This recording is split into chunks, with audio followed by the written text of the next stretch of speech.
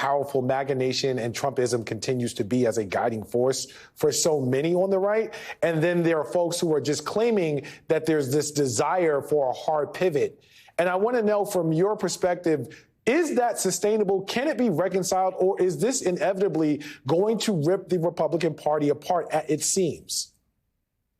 Well, it looks to me like it's already ripped apart at its seams. This is not the Republican Party that Rick and I worked in for decades. This is an authoritarian movement now, fully in the clutches of Donald Trump and his ilk.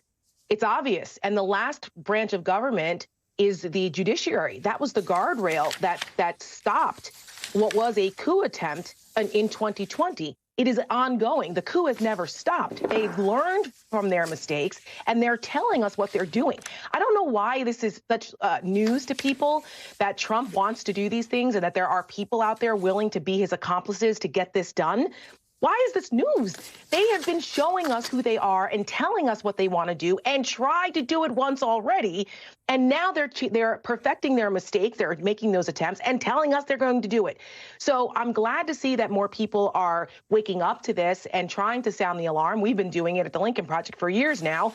But it's important that the American people understand this. This is a very dangerous and precarious time in this country.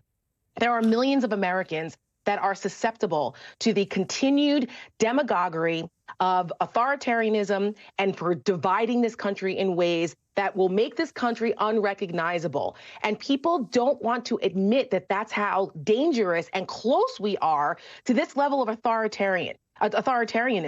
We are going to wake up one day and not recognize our democracy if Donald Trump and his minions and people who follow Trumpism are back in power. There should be no circumstance whatsoever that the scourge of Trumpism, this lunatic, he is a lunatic. Are we listening to the rantings of this madman? He tells them every single day. He posts them. We should be covering this. The American people should be hearing this. And frankly, the media should be pointing out that these are the rantings of an authoritarian lunatic that wants to turn this country into something resembling Nazi Germany in the 30s. That's the bottom line of it. And our judicial system has now been it's the final frontier. It's our last guardrail here to stop him. And the Federalist Society, who has been around for decades, this is the dog that caught the car.